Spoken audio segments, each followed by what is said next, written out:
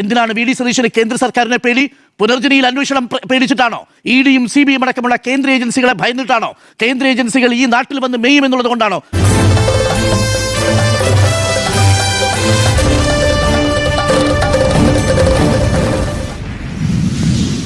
V D സതീശനാണോ അതോ V D Savarkar ആണോ ഇന്ന് കേരളം ഭരിക്കുന്നത്? മുമ്പ് 35 സീറ്റ് കിട്ടിയാൽ ഞങ്ങൾ കേരളം ഭരിക്കുമെന്നാണ് മുൻ BJP അധ്യക്ഷൻ K. സുരേന്ദ്രൻ പറഞ്ഞത്. എന്നാൽ മുസ്ലിങ്ങളും ക്രിസ്ത്യാനികളും കമ്മ്യൂണിസ്റ്റുകാരും രാജ്യത്തിന്റെ ശത്രുക്കളാണെന്നും അവരെ കൊല്ലണമെന്നും കൽപ്പിച്ച, ലോകം കണ്ട ഏറ്റവും വലിയ ഫാസിസ്റ്റും ക്രൂരതയുടെ പര്യായവുമായി ലക്ഷക്കണക്കിന് ആളുകളെ കൂട്ടക്കശാപ്പ് ചെയ്ത ഹിറ്റ്ലറെ നാം മാതൃകയാക്കണമെന്ന് RSSകാരെ പഠിപ്പിച്ച RSSന്റെ സർസംഘചാലകായിരുന്ന ഗോൾവാൾക്കറുടെ ചിത്രത്തിന് മുന്നിൽ വിനീത വിധേയനായി താണു വണങ്ങി തിരിതെളിയിച്ച വി ഡി സതീശൻ ഇപ്പോൾ BJPക്കാരെ പോലും അമ്പരപ്പിച്ചുകൊണ്ടിരിക്കുകയാണ്. 3 സീറ്റുള്ള അവരിന്ന് 105 സീറ്റുമായി കേരളത്തിൽ ഭരണം നടത്തുന്നു. സതീശൻ അധികാരത്തിൽ വന്നിട്ട് 12 ആഴ്ച പോലും തികഞ്ഞിട്ടില്ല. പക്ഷേ ഇതിനോടകം സതീശനും കൂട്ടരും കാണിച്ച 12 സംഘപരിവാർ വിധേയത്വം എണ്ണി എണ്ണി പറയുന്നുണ്ട് ഡോക്ടർ അരുൺകുമാർ കഴിഞ്ഞ ദിവസം നടന്ന റിപ്പോർട്ടർ TVയിലെ മീറ്റ് ദ എഡിറ്റേഴ്സിൽ. വി ഡി സവർക്കറിൽ നിന്ന് വി ഡി സതീശനിലേക്കുള്ള ദൂരം കുറയുന്നുണ്ടോ എന്ന് ആരെങ്കിലും സംശയിച്ചാൽ കുറ്റം പറയാനാവാത്ത കാര്യങ്ങൾ സംഭവിച്ചിട്ടുണ്ട്. 1 ഡസൻ കാര്യങ്ങൾ പ്രിയപ്പെട്ട പ്രേക്ഷകർ 82 ദിവസത്തിനുള്ളിൽ കേരളത്തിൽ സംഭവിച്ചിട്ടുണ്ട്. 82 ദിവസങ്ങൾക്കുള്ളിൽ 12 പ്രധാനപ്പെട്ട കാര്യങ്ങൾ. ആ 12 കാര്യങ്ങളും മുൻനിർത്തിക്കൊണ്ട് ഒരാൾ സംശയിക്കുകയാണ് വി ഡി സതീശനിൽ നിന്ന് VD to VD ദൂരം കുറയുന്നുണ്ടോ, വി ഡി സവർക്കറിൽ നിന്ന് വി ഡി സതീശനിലേക്കുള്ള ദൂരം കുറയുന്നുണ്ടോ, ഒരു രണ്ടാം മോഡിയായി വി ഡി സതീശൻ മാറുന്നുണ്ടോ, മോദി സർക്കാർ ഇച്ഛിക്കുന്നതും സംഘപരിവാർ കൽപ്പിക്കുന്നതും ഇവിടെ കേരളത്തിൽ നടപ്പാക്കാനാണോ വി ഡി സതീശൻ സർക്കാർ എന്നാരെങ്കിലും സംശയിച്ചാൽ കുറ്റം പറയാൻ പറ്റില്ല. BJPക്ക് കേരളത്തിൽ 3 MLA-മാരേ ഉള്ളൂ. പക്ഷേ സംഘപരിവാറിന് 105 MLA-മാരുണ്ട് എന്ന മട്ടിലാണ് കേരളത്തിലെ സർക്കാരിൻ്റെ തീരുമാനങ്ങൾ വരുന്നത്. നമുക്ക് ഓരോന്നോരോന്നായി പരിശോധിച്ച് തുടങ്ങാം. ഞാൻ ഏറ്റവും ഒടുവിൽ സംഭവിച്ചതിൽ നിന്ന് തുടങ്ങാം. പ്രിയപ്പെട്ട പ്രേക്ഷകരെ, കേന്ദ്രത്തിൽ വി ഡി സവർക്കറുമായി ബന്ധപ്പെട്ട പരാമർശത്തിൻ്റെ പേരിൽ കോടതി കയറിയൊരു നേതാവുണ്ട്. ആ നേതാവിൻ്റെ പേര് രാഹുൽ ഗാന്ധി എന്നാണ്. വി ഡി സവർക്കറെ ഗാന്ധിയുടെ പ്രതിമയ്ക്ക് നേരെ ഓപ്പോസിറ്റ് പ്രതിഷ്ഠിച്ചതുമായി ബന്ധപ്പെട്ട് നിശ്ചിതമായ നിലപാടെടുത്തൊരു പാർട്ടിയുടെ പേര് ഇന്ത്യൻ നാഷണൽ കോൺഗ്രസ് എന്നാണ്. ഇന്നും ഇന്ത്യൻ നാഷണൽ കോൺഗ്രസ് ഇന്ദിരാഗാന്ധി ഒരു ഘട്ടത്തിൽ അംഗീകരിച്ചിരുന്നാലും ഇന്ത്യൻ നാഷണൽ കോൺഗ്രസ് രാഷ്ട്രീയമായി അംഗീകരിക്കാത്ത ഒന്നാണ് വി ഡി സവർക്കറുടെ സ്വാതന്ത്ര്യ സമരത്തിൻ്റെ പങ്കാളിത്തം എന്ന് പറയുന്നത്. ചരിത്രത്തിൻ്റെ ഭാഗമായി പല ഘട്ടങ്ങളിൽ നമുക്ക് വി ഡി സവർക്കറിനെ ജയിലടച്ചത് കാണാം. വി ഡി സവർക്കറിൻ്റെ ചരിത്രം പഠിക്കുന്നവർക്ക് കൗതുകകരമായി മനസ്സിലാവുന്ന 2 കാര്യങ്ങളുണ്ട്. ജയിലിൽ കൂടുതൽ കാലം കഴിഞ്ഞ് സ്വാതന്ത്ര്യ സമര സേനാനികളുടെ പട്ടികയിൽ ഈ വി ഡി സവർക്കർ ഉണ്ട്. ഏറ്റവും പരമാവധി വി ഡി സവർക്കറാണ് എന്ന് നമുക്ക് നിശ്ചയമില്ല. അങ്ങനെ ക്രോഡീകരിച്ചൊരു ചരിത്രം ലഭ്യവുമല്ല. നമുക്കറിയാവുന്നിടത്തോളം കാലം 14 വർഷക്കാലം അദ്ദേഹം വിവിധ ജയിലുകളിൽ, അതിൽ ഏറ്റവും കൂടുതൽ കാലം ആൻഡമാൻ ജയിലിൽ അദ്ദേഹം കഴിഞ്ഞിട്ടുണ്ട്. അദ്ദേഹം രത്നഗിരിയിൽ, മഹാരാഷ്ട്രയിൽ കുറേയിടങ്ങളിൽ അദ്ദേഹം വീട്ടുതടങ്കലിന് സമാനമായ അവസ്ഥയിലായിരുന്നു ഒരു 10-13 വർഷം. മൊത്തം നോക്കിയാൽ ഒരു 20-27 വർഷം അദ്ദേഹത്തെ പലതരത്തിൽ തടസ്സപ്പെടുത്തിയിട്ടുണ്ട് ബ്രിട്ടീഷ് സർക്കാർ. പക്ഷേ ഓരോ തവണ തടവിലാക്കപ്പെടുമ്പോഴും മാപ്പപേക്ഷ നൽകി കേന്ദ്രത്തിൻ്റെ കയ്യിൽ നിന്ന് രക്ഷപ്പെടാൻ ആനുകൂല്യം കൈപ്പറ്റിയ നേതാവിൻ്റെ പേര് കൂടിയാണ് ഈ വി ഡി സവർക്കർ. അതിൽ 1-ലധികം തവണ വി ഡി സവർക്കർ എഴുതിയിരിക്കുന്ന മാപ്പപേക്ഷകൾ പൊതുമധ്യത്തിൽ നമ്മൾ വായിച്ചിട്ടുള്ളതാണ്. എങ്കിലും പ്രിയപ്പെട്ട പ്രേക്ഷകരെ, ഇടയ്ക്കിടയ്ക്ക് ഈ മാപ്പപേക്ഷ വായിക്കുന്നത് വി ഡി സവർക്കറുടെ രാഷ്ട്രീയത്തിൻ്റെ ചരിത്രം നമ്മുടെ കുട്ടികൾ പഠിക്കും എന്നുള്ളത് കൊണ്ട് മാത്രം ഞാനൊന്ന് വായിക്കാം. 1914 ബ്രിട്ടീഷ് ഗവൺമെൻറ് അവരുടെ അപാരമായ ഔദാര്യത്താലും ദയാവായ്പിനാലും എന്നെ വിട്ടയക്കുകയാണെങ്കിൽ നവോത്ഥാനത്തിൻ്റെ പരമോന്നത രൂപമായ ഇംഗ്ലീഷ് ഗവൺമെൻറ്റിൻ്റെ ശക്തനായ വക്താവായി ഞാൻ മാറുകയും ബ്രിട്ടീഷ് നിയമവ്യവസ്ഥയോട് പരിപൂർണ വിധേയത്വം ഞാൻ പ്രകടിപ്പിക്കുകയും ചെയ്യും. ഓർമ്മിക്കണം, 1914 മഹാത്മാഗാന്ധി ഇന്ത്യയിലേക്ക് എത്തി സ്വാതന്ത്ര്യ സമര പ്രസ്ഥാനത്തിൻ്റെ ഭാഗമാകാൻ തുടങ്ങുന്ന കാലഘട്ടത്തിന് തൊട്ടു മുമ്പ് 1914 ഇവിടെ വി ഡി സവർക്കർ ആദ്യത്തെ മാപ്പപേക്ഷ കൊടുക്കുന്നത് ബ്രിട്ടീഷ് ഗവൺമെൻറ്റിൻ്റെ ശക്തനായ വക്താവായി മാറും എന്നാണ്. 1920 ജാലിയൻ വാലാബാഗൊക്കെ കഴിഞ്ഞ് നിസ്സഹകരണ സമര പ്രസ്ഥാനത്തിൻ്റെ തീച്ചൂളയിലേക്ക് ഇന്ത്യ പോകുമ്പോൾ ബ്രിട്ടീഷ് ഗവൺമെൻറ്റിൻ്റെ പൈതൃക വാതായനങ്ങളിലേക്കല്ലാതെ മറ്റെവിടേക്കാണ് മുടിയനായ പുത്രന് മടങ്ങി വരാനാവുക? ബ്രിട്ടീഷ് ഗവൺമെൻറ്റിന് മാത്രമേ അത്രയും കാരുണ്യം കാണിക്കാനാകൂ എന്ന് യാചിക്കുന്ന വി ഡി സവർക്കറെയാണ് നമുക്കറിയുക.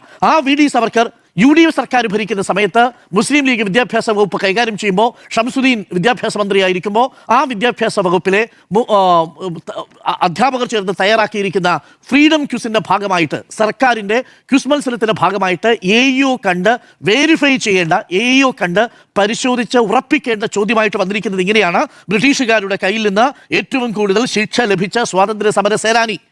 ഈ ഒരൊറ്റ ചോദ്യത്തിലൂടെ നിങ്ങൾ റദ്ദ് കളയുന്നത് എന്താണ്? നിങ്ങൾ ഈ ചോദ്യം ആരോടാണ് ചോദിക്കുന്നത്?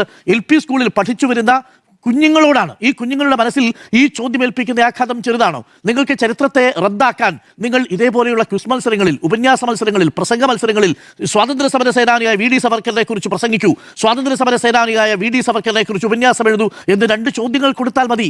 അവരുടെ ചരിത്രത്തിൽ, അവരുടെ ബോധത്തിൽ പിന്നെ നിൽക്കുന്നത് ഭഗത് സിംഗിനേക്കാൾ, സുഖദേവിനേക്കാൾ, രാജ്ഗുരുവിനേക്കാൾ രാജ്യത്തെ ഏറ്റവും വലിയ സ്വാതന്ത്ര്യ സമര സേനാനിയായി ഈ വി ഡി സവർക്കർ പ്രതിഷ്ഠിക്കപ്പെടും. അങ്ങനെ വി ഡി സവർക്കറെ പ്രതിഷ്ഠിക്കാനാണോ കേരളത്തിലെ വിദ്യാഭ്യാസ വകുപ്പിന്റെ തീരുമാനം? അതാണോ ഈ അധ്യാപകർ തയ്യാറാക്കിയത്? മറുപടി പറയേണ്ടത് വിദ്യാഭ്യാസ മന്ത്രിയാണ്. ഇത് വിദ്യാഭ്യാസ മന്ത്രി അറിഞ്ഞുകൊണ്ടാണ് എന്ന് ആക്ഷേപിക്കാൻ മാത്രം മണ്ടനല്ല ഞാൻ. കാരണം ഇത് അധ്യാപകരാണ് ഈ ചോദ്യം പ്രിപ്പയർ ചെയ്തിരിക്കുന്നത്. പക്ഷേ ഉത്തരവാദിത്തരഹിതമായി എങ്ങനെയാണ് ഈ സർക്കാരിന്റെ കാലത്ത് വി ഡി സവർക്കറെ, ബ്രിട്ടീഷ് സർക്കാരിന്റെ കാലത്ത് ഏറ്റവും കൂടുതൽ ശിക്ഷ അനുഭവിച്ച സ്വാതന്ത്ര്യ സമര സേനാനിയായി ഒരു അധ്യാപകന് ചിത്രീകരിക്കാൻ കഴിയുന്നത്? അപ്പോ ഭഗത് സിംഗ് എവിടെ പോയി? ജീവൻ കൊടുത്ത രാജ്ഗുരു എവിടെ പോയി? സുഖദേവ് എവിടെ പോയി? സ്വാതന്ത്ര്യ സമര സേനാനികളിൽ ജീവൻ മരിച്ചതും ജാലിയൻ വാലാബാഗിൽ പൊലിഞ്ഞുപോയ സ്വാതന്ത്ര്യ സമര സേനാനികൾ എവിടെ പോയി? ഇവരുടെ മുന്നിൽ വി ഡി സവർക്കറെ പ്രതിഷ്ഠിക്കാൻ എന്താണ് ഈ അധ്യാപകന് താല്പര്യം? ആ അധ്യാപകൻ ഉൾക്കൊള്ളുന്ന അധ്യാപക വകുപ്പ് എന്ത് നടപടിയാണ് ഈ നിമിഷം വരെയും എടുത്തത്? Question number 1. അപ്പോൾ സ്വാഭാവികമായി ചോദ്യമുണ്ടാവും, വി ഡി സവർക്കറെ സ്വാതന്ത്ര്യ സമര സേനാനിയായി പ്രതിഷ്ഠിക്കാനുള്ള ഒരു വകുപ്പായി കേരളത്തിലെ വിദ്യാഭ്യാസ വകുപ്പ് മാറിയോ? Question number 1. ഇനി ഞാൻ വന്ദേമാതരത്തിന്റെ കാര്യത്തിലേക്ക് വരാം. വന്ദേമാതരവുമായി ബന്ധപ്പെട്ട് എന്താണ് കേന്ദ്ര സർക്കാരിന്റെ നിലപാട്? വന്ദേമാതരം നിയമനിർമ്മാണത്തിന്റെ ഭാഗമായി വരുന്ന ഘട്ടത്തിൽ പോലും കോൺഗ്രസ് എടുത്ത നിലപാടെന്താ? അതിന്റെ പൂർണ്ണ റെസിറ്റേഷൻ കഴിയില്ല, അത് പൂർണ്ണമായും ആലപിക്കാൻ കഴിയില്ല. 1937 കൽക്കട്ടയിൽ നടന്ന ഇന്റർനാഷണൽ കോൺഗ്രസിന്റെ സെഷനിൽ വെച്ചെടുത്ത തീരുമാനമാണ്. അത് മതസൗഹാർദ്ദത്തിനെതിരാണ്. മറ്റൊരു മതവിശ്വാസിയെ, ഒരു മതത്തിന്റെ ചിഹ്നങ്ങളെ, ഒരു മതത്തിന്റെ ദൈവത്തെക്കുറിച്ച് പ്രീതിപ്പെടുത്തുന്ന രീതിയിൽ വാക്കുകൾ ഉച്ചരിക്കാൻ കഴിയില്ല, അങ്ങനെ ആലപിക്കാൻ കഴിയില്ല. അത് മതസൗഹാർദ്ദത്തിന് കളങ്കമേൽപ്പിക്കും. അതുകൊണ്ട് ആദ്യത്തെ 2 സ്റ്റാൻസ മതി എന്ന് തീരുമാനമെടുക്കുന്നത് 1937 അത് കൽക്കട്ടയിലെ ഇന്റർനാഷണൽ കോൺഗ്രസിന്റെ സെഷനാണ്. അവിടെ നിന്ന് ഇതുവരെ ഒരു ഘട്ടത്തിൽ പോലും നമ്മൾ മാറിയിട്ടില്ല. എങ്കിൽ പൂർണ്ണമായും ആലപിക്കണമെന്ന കേന്ദ്ര സർക്കാരിന്റെ നിർദ്ദേശം പൂർണ്ണമായിട്ടും പാലിക്കണമെന്ന് എങ്ങനെയാണ് വിശ്വനാഥ് സിൻഹ എന്ന കേരളത്തിന്റെ ചീഫ് സെക്രട്ടറി ഉത്തരവിടുക? ആ ഉത്തരവ് എങ്ങനെയാണ് സർക്കാർ അറിയാതിരിക്കുക? അതിന് വിചിത്രമായ മറുപടിയാണ് ഇന്ന് വിദ്യാഭ്യാസ മന്ത്രി നൽകിയത്. ആ മറുപടി ഞാൻ വായിക്കാം. സ്വാതന്ത്ര്യ ദിനാഘോഷങ്ങളിൽ വന്ദേമാതരം പൂർണ്ണമായി ആലപിക്കണമെന്ന സർക്കുലർ പുറത്തു വന്നത് രാജ്ഭവനിൽ നിന്നുള്ള നിർദ്ദേശപ്രകാരമാണ്. Unquote minister. Again, to quote Minister, Rajbhavan നൽകിയ നിർദ്ദേശം ചീഫ് സെക്രട്ടറി കൈമാറുക മാത്രമാണ് ചെയ്തതെന്നും ഇത് സംസ്ഥാന സർക്കാരിന്റെ സ്വന്തം ഉത്തരവല്ലെന്നും മന്ത്രി വ്യക്തമാക്കി. ഇവിടെ എന്താ സംഭവിക്കുന്നത്? ചീഫ് സെക്രട്ടറി ആരുടെ ചീഫ് സെക്രട്ടറിയാ? ഇവിടുത്തെ കൗൺസിൽ ഓഫ് മിനിസ്റ്റേഴ്സിന്റെ ചീഫ് സെക്രട്ടറി അല്ലേ? ഗവർണർക്ക് ഇന്ത്യൻ ഭരണഘടനയുടെ ആർട്ടിക്കിൾ 163 പ്രകാരം അഡ്വൈസ് ചെയ്യാനുള്ള അവകാശം മാത്രമല്ലേ ഉള്ളൂ? അഡ്വൈസ് ചെയ്യേണ്ട, നമ്മളെ ഉപദേശിക്കേണ്ട, കൗൺസിൽ ഓഫ് മിനിസ്റ്റേഴ്സിന് ഉപദേശിക്കേണ്ട ഗവർണർ ഒരു ഉത്തരവിട്ടാൽ അത് സംസ്ഥാന സർക്കാരുമായി കൂടിയാലോചിക്കാതെ വകുപ്പുകൾക്ക് അയച്ചു കൊടുക്കലാണോ ചീഫ് സെക്രട്ടറിയുടെ പണി? അങ്ങനെയാണെങ്കിൽ പിന്നെ ഇവിടെ എന്തിനാണ് സാർ ഒരു സർക്കാർ? ഗവർണറും ചീഫ് സെക്രട്ടറിയും വകുപ്പുകൾക്ക് നിർദ്ദേശങ്ങൾ ഉത്തരവിട്ട് കൊടുക്കാനാണെങ്കിൽ അപ്പോൾ സ്വാഭാവികമായും സംസ്ഥാന സർക്കാർ ചെയ്യേണ്ട, റിയൽ എക്സിക്യൂട്ടീവായ മുഖ്യമന്ത്രി ചെയ്യേണ്ട ഉത്തരവാദിത്വം ഗവർണറെ കൊണ്ട് ചെയ്യിപ്പിച്ചിട്ടൊരു മന്ത്രി പറയുകയാണ് രാജ്ഭവൻ നൽകിയ നിർദ്ദേശം ചീഫ് സെക്രട്ടറി കൈമാറുകയാണ്. അങ്ങനെ കഴിയില്ല സാർ. രാജ്ഭവൻ നൽകിയ നിർദ്ദേശമാണെങ്കിൽ PRO കൊടുത്ത നിർദ്ദേശം രാജ്ഭവന് വേണമെങ്കിൽ മറ്റു വകുപ്പുകൾക്ക് കൊടുക്കാം. പക്ഷേ ചീഫ് സെക്രട്ടറി സംസ്ഥാന സർക്കാരിന്റെ നയം നടപ്പിലാക്കാനുള്ള, സംസ്ഥാന സർക്കാരിന്റെ ചട്ടങ്ങൾ നടപ്പിലാക്കാനുള്ള ഉത്തരവാദിത്വമുള്ള ചീഫ് സെക്രട്ടറി ഈ വന്ദേമാതരത്തിന്റെ റെസിറ്റേഷൻ അടക്കം കേന്ദ്ര സർക്കാരിന്റെ നിർദ്ദേശം പൂർണ്ണമായി പാലിക്കണമെന്ന് തന്റെ കൈപ്പടയിൽ എഴുതി മറ്റു വകുപ്പുകൾക്ക് നിർദ്ദേശം കൊടുത്തിരിക്കുകയാണ്. ഇത് ആരുടെ നിലപാടാണ് സാർ? കേന്ദ്രത്തിന്റെ നിലപാട്. വി ഡി സവർക്കർ സ്വാതന്ത്ര്യ സമര സേനാനിയാണ്, അദ്ദേഹം ഏറ്റവും കൂടുതൽ കാലം ശിക്ഷ അനുഭവിച്ചയാളാണ് എന്നുള്ളത് ആരുടെ നിലപാടാണ് സാർ? കേന്ദ്രത്തിന്റെ നിലപാട്. അതിപ്പോൾ സംസ്ഥാനത്തിന്റെയും നിലപാടായിട്ട് മാറുന്നു. ഏറ്റവും ഒടുവിൽ ഇനി ഞാൻ പറയാം, പ്രിയപ്പെട്ട പ്രേക്ഷകരെ, നമ്മൾ സത്യപ്രതിജ്ഞാ വേളയിൽ തന്നെ ചർച്ച ചെയ്ത വിഷയമാണ്. വന്ദേമാതരം പൂർണ്ണമായി സത്യപ്രതിജ്ഞാ വേളയിൽ ആലപിക്കുമ്പോൾ അന്ന് മുഖ്യമന്ത്രി വി ഡി സതീശൻ പറഞ്ഞ വാചകം ഇതാണ്: എനിക്കറിയില്ലായിരുന്നു ഇത് പൂർണ്ണമായിട്ടും ആലപിക്കാൻ പോവുകയാണ് എന്നുള്ള വിവരം എനിക്കറിയില്ലായിരുന്നു എന്നാണ് അന്ന് വി ഡി സതീശൻ പറഞ്ഞത്. നമ്മളത് വിശ്വസിച്ചു. പക്ഷേ അങ്ങനെയാണെങ്കിൽ തമിഴ്നാട് സർക്കാർ അത് ആലപിച്ചതിനു ശേഷം അതിനുശേഷം ഗവർണർക്ക് രാജ്ഭവനിൽ ഒരു ഡിസെൻഡിംഗ് നോട്ട് കൊടുത്തു. സംസ്ഥാന സർക്കാരിന് അങ്ങനെ ഒരു ഡിസെൻഡിംഗ് നോട്ട് കൊടുക്കാൻ കഴിയുമായിരുന്നില്ലേ? വന്ദേമാതരം പൂർണ്ണ രൂപത്തിൽ ആലപിക്കുക എന്നുള്ളത് ഈ സർക്കാരിന്റെ നയമല്ല എന്നത് പറയാനുള്ള ആർജവം എന്തുകൊണ്ടാണ് സംസ്ഥാന സർക്കാർ കാണിക്കാഞ്ഞത്? പ്രിയപ്പെട്ട പ്രേക്ഷകർ, ഒരു ഡിസെൻഡിംഗ് നോട്ടും എഴുതിയില്ല എന്നുള്ളതാണ്. അപ്പോൾ ദാറ്റ് ഈസ് പോയിന്റ് നമ്പർ 3.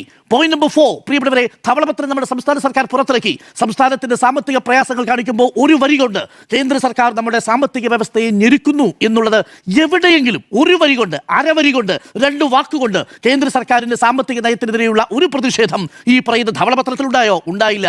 ചോദിച്ചപ്പോൾ എന്താണ് നമ്മുടെ മുഖ്യമന്ത്രി പറഞ്ഞത്? കേന്ദ്രവുമായിട്ടുള്ള ഒരു ഏറ്റുമുട്ടലിന് ഇപ്പോൾ ഞങ്ങൾ തയ്യാറല്ല എന്നുള്ളതാണ്. നോക്കൂ, നിങ്ങൾ ഏറ്റുമുട്ടുന്നത് ആശയപരമായിട്ടാണ്. കേന്ദ്രത്തിൽ ഏറ്റുമുട്ടിക്കൊണ്ടിരിക്കുകയാണ് ഈ ഇവിടുത്തെ സർക്കാരിനെ ഭരിക്കുന്ന, ഇവിടുത്തെ സർക്കാരിന്റെ പ്രധാനപ്പെട്ട പാർട്ടിയായ ഇന്ത്യൻ നാഷണൽ കോൺഗ്രസ്. അടുത്തത് ജൂൺ മാസം 1-ാം തീയതി 2026 MG സർവകലാശാലയുടെ VC ആയിട്ട് നിയമിച്ചിരിക്കുന്നത്, പ്രിയപ്പെട്ട പ്രേക്ഷകരെ, കടുത്ത സംഘപരിവാർ അനുകൂലിയായ D. മാവൂത്തിനെയാണ്. ഗവർണർ നിയമിച്ചു കഴിഞ്ഞപ്പോഴും നമ്മൾ ചോദിച്ചു, ഇത് ശരിയാണോ? ഇതിനോടൊരു ശക്തമായിട്ടുള്ള പ്രതിഷേധം വേണ്ടേ?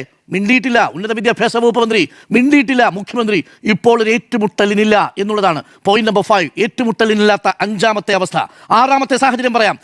സംസ്ഥാന ബജറ്റ് അവതരിപ്പിക്കുന്ന സമയത്തും കേന്ദ്രം നമുക്ക് വെട്ടിക്കുറച്ചതിനെ കുറിച്ച് ഒരു വാചകം പോലും പറയാതെ സംസ്ഥാന ബജറ്റ് അവതരിപ്പിക്കുന്നു. Point number 6. പോയിന്റ് നമ്പർ 7, 7ാമത്തെ സാഹചര്യം, സംഘപരിവാർ ബന്ധമുണ്ടെന്ന് KPCCയുടെ തന്നെ ജനറൽ സെക്രട്ടറി M നിയാസ് ആരോപിച്ച N ശേഷാദ്രിനാഥിനെ സംസ്ഥാനത്തിന്റെ തിരഞ്ഞെടുപ്പ് കമ്മീഷണറായിട്ട് നിയമിച്ചുകൊണ്ടുള്ള ഉത്തരവ് വരുന്നു. പറഞ്ഞത് മറ്റാരുമല്ല, KPCCയുടെ ജനറൽ സെക്രട്ടറി സംഘപരിവാർ ബന്ധമുണ്ട് എന്നാരോപിച്ച ഒരാളെ തന്നെ ഇലക്ഷൻ ഓഫീസറായിട്ട് നിയമിക്കുന്നു, ഇലക്ഷൻ കമ്മീഷണറായിട്ട് നിയമിക്കുന്നു. ഇനി ജൂലൈ 11, 2026 സംഘപരിവാർ ബന്ധമുള്ള PS ശരത്ത് ഗവൺമെന്റ് പ്ലീഡറായിട്ട് വരുന്നു. KSU യൂത്ത് കോൺഗ്രസും അടക്കം അതിൽ വിമർശനം ഉന്നയിക്കുന്നു. ഇനി ജൂലൈ 14, 2026 RSS പരിപാടിയിൽ സർവകലാശാല VC-മാർ പങ്കെടുക്കുന്നതിനെ ആ സമയത്തും വിമർശിച്ചെങ്കിലും ഒരു നടപടി പോലും ആ VC-മാർക്കെതിരെ, ഒരു ഷോക്കോസ് നോട്ടീസ് പോലും ആ VC-മാർക്ക് കൊടുത്തില്ല ഉന്നത വിദ്യാഭ്യാസ വകുപ്പ്. ഇനി ജൂലൈ 21, 2026 കോക്രോച്ച് ജനതാ പാർട്ടിയുടെ പ്രതിഷേധമങ്ങ് പ്രധാനമന്ത്രിയുടെ വസതിക്ക് മുന്നിൽ നടക്കുമ്പോൾ ഒരു മിന്നായം പോലെ കേരളത്തിലെ മുഖ്യമന്ത്രിയെ കാണുന്നു. കേരളത്തിൽ വന്ന മുഖ്യമന്ത്രിയോട് ചോദിക്കുമ്പോൾ മുഖ്യമന്ത്രി പറയുന്നു, ഞാൻ പോയത് അവിടെ മല്ലികാർജുൻ ഖർഗെയുടെ പിറന്നാൾ പരിപാടിയിൽ പങ്കെടുക്കാനാണ്, അപ്പോഴും CJPയുടെ പ്രതിഷേധത്തിൽ പങ്കെടുക്കാനാണ്, ഞാനും പങ്കെടുത്തു എന്ന് പറയാനുള്ള ആർജവം കാണിക്കാതെ പോയത് എന്തുകൊണ്ടാണ്? VD Satheesan. That is point number 8. Point number 9, PMC-യുമായി ബന്ധപ്പെട്ടത് ഇപ്പോഴും ഈ നിമിഷവും നമുക്കറിയില്ല PMC-യുമായി മുന്നോട്ട് പോകുമോ ഇല്ലയോ. കൺവീനർ പറയുന്നു PMC-യുമായി മുന്നോട്ട് പോകും, അതിന് സ്കൂളുകളെ തെരഞ്ഞെടുക്കലാണ് ഉപസമിതിയുടെ ലക്ഷ്യം. ഉപസമിതിയുമായി ബന്ധപ്പെട്ട് ചോദിക്കുമ്പോൾ ഉപസമിതി പറയുന്നു അങ്ങനെ ഒരു തീരുമാനം എടുത്തിട്ടില്ല. എന്തിനാണ് ഈ സാർ ഈ കള്ളക്കളി? ഒറ്റ നിലപാടല്ലേ UDF-നുള്ളൂ. PMC കൊക്കിന് ജീവനുള്ളിടത്തോളം കാലം നടപ്പിലാക്കില്ല എന്ന രാഷ്ട്രീയ നിലപാട് വ്യക്തമാക്കാൻ എന്താ തടസ്സം? പോയിന്റ് നമ്പർ 10, ഇപ്പോൾ നമ്മുടെ ക്ഷേമ പെൻഷനുമായി ബന്ധപ്പെട്ട് ഡയറക്റ്റ് ബെനിഫിറ്റ് ട്രാൻസ്ഫർ സിസ്റ്റം നേരത്തെ പിയാസുൽ പറഞ്ഞതുപോലെ കേന്ദ്ര സർക്കാരിന്റെ നിർദ്ദേശം അതേപടി നടപ്പിലാക്കാൻ നമ്മുടെ കിടപ്പ് രോഗികളടക്കം വീട്ടിൽ അവർക്ക് കിട്ടിക്കൊണ്ടിരുന്ന പെൻഷൻ ആനുകൂല്യം കേന്ദ്ര സർക്കാരിന്റെ തിട്ടൂരത്തിന്റെ ചൂട് പിടിച്ച് ഡയറക്റ്റ് ബെനിഫിറ്റ് ട്രാൻസ്ഫർ സിസ്റ്റത്തിന്റെ ഭാഗമായി ബാങ്കുകളിലേക്ക് നിക്ഷേപിക്കാൻ പോവുകയാണ്. ഇനി ബാങ്കിൽ അക്കൗണ്ട് ഇല്ലാത്ത സാധാരണക്കാരായിട്ടുള്ള ക്ഷേമ പെൻഷൻ വാങ്ങുന്നവർ ബാങ്കിൽ അക്കൗണ്ട് എടുക്കാൻ പോകണം. കിടപ്പ് രോഗികളായ മനുഷ്യർക്ക് വീട്ടിലെത്തിയിരുന്ന പെൻഷൻ ഇനി ബാങ്കിൽ നിന്ന് പോയി വാങ്ങേണ്ടി വരുന്ന സാഹചര്യം ഉണ്ടാകുന്നു എന്നതാണ് ഇപ്പോൾ പ്രതിപക്ഷം ഉയർത്തുന്ന ആരോപണം. പോയിന്റ് നമ്പർ 11, അവിടെയും തീർന്നില്ല സാർ. പ്രേക്ഷകർക്കറിയാമല്ലോ, സുഗതൻ എന്നു പേരുള്ള നമ്മളുടെ തിരുവനന്തപുരത്തെ കോർപ്പറേഷന്റെ കൗൺസിലർ, ആ കൗൺസിലർ ഇപ്പോൾ ആ സ്ഥാനത്ത് തുടരാനുള്ള കാരണം ഈ സംസ്ഥാന സർക്കാരിന്റെ തദ്ദേശ വകുപ്പിലെ വളരെ പ്രധാനപ്പെട്ട ഒരു ഉദ്യോഗസ്ഥ എഴുതിയ ഒരു ഒഫീഷ്യൽ നോട്ടാണ്.